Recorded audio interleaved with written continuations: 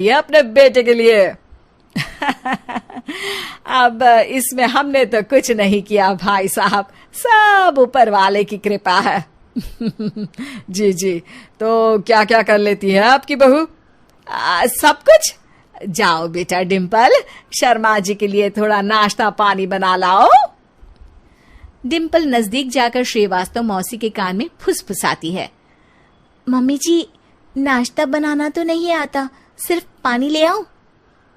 अरे बेटा, तुझे देखने कितने लोग आए हैं, इन सबको पानी पिलाने का ही इरादा है क्या? सुंदर हूँ इसलिए देखने आए हैं।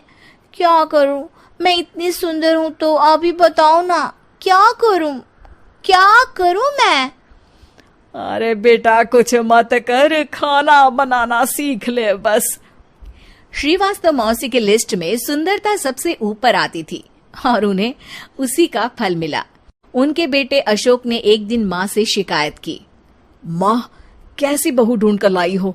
मैं शाम को थक हार कर घर लौटता हूँ तो मुझे कहती है, आज पेडिक्योर करना है, करवा दोगे? अरे जबकि दिन भर काम करके पाँव मेरे थके थे। अरे बेटा ठीक है ना, धीरे धीरे सीख जाएगी। अरे क्या सीख जाएगी माँ, उससे कुछ भी नहीं आता। हफ्ते भर का शेड्यूल बना लिया है उसने, पेडिक्योर, हेड मसाज, मुल्तानी मिट्टी का ये वो, अरे पता नहीं क्या क्या। अरे मुझे तो नाम भी नहीं आते। देख बेटा, खाना बनाना, सब्जी काटना, ये सब सीखा जा सकता है, पर सुंदरता नहीं सीखी जा सकती। इतनी सुंदर बहू मिली है, फिर भी तू खुश नहीं है, कैसा बेटा है तू? श्रीवास्तव मौसी का मानना था कि समय रहते बहू सब सीख जाएगी, पर मिस गाजियाबाद से शादी कराने के बाद घर का जो नाम हुआ है वो जरूरी है।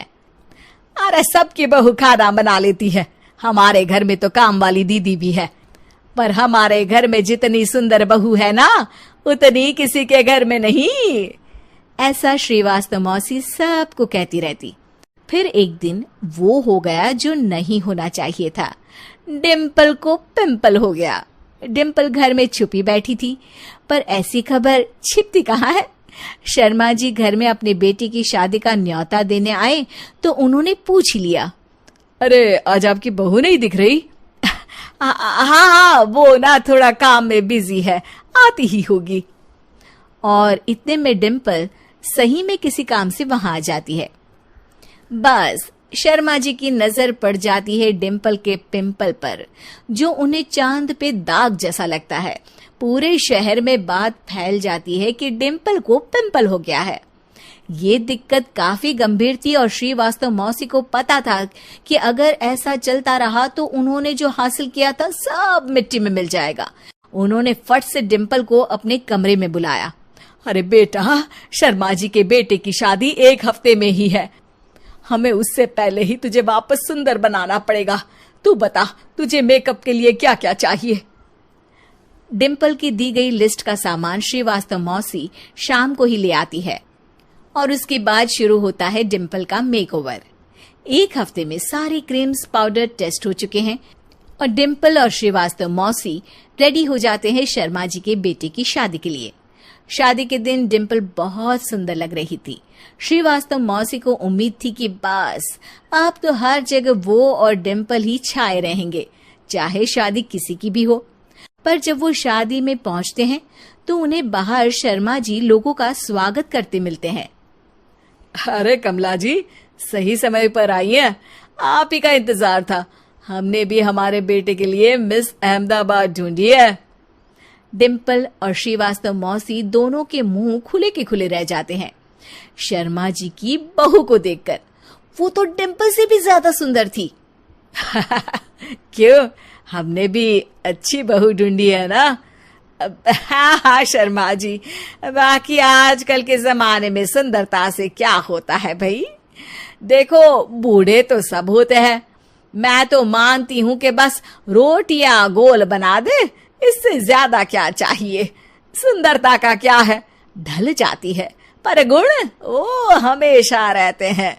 अरे वाह, इतना बड़ा ज्ञान आपको कोई गुरु भी नहीं देता, जितना बड़ा ज्ञान आपको एक छोटे से पिंपल से मिल गया।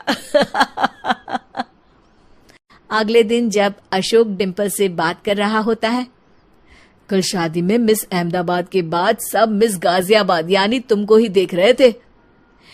क्या करूं, मैं इतनी सुंदर हूं तो आप ही बताओ क्या करूं क्या करूं मैं तो कहती हूँ कि घर का कोई काम कर या फिर बाहर अपने लिए कोई काम ढूंढ ले। है क्या कहा माँ जी? हाँ जी, सुंदरता का क्या है, कल तूने मिस अहमदाबाद से मात खाई, आगे कोई मिस हैदराबाद आ जाएगी या मिस फैजादाबाद आ जाएगी, इसलिए काम पर ध्यान दो। हाँ। और कुछ महीनों बाद, अरे बहू, काम करने के बाद तू सुंदर नहीं अति सुंदर हो गई है।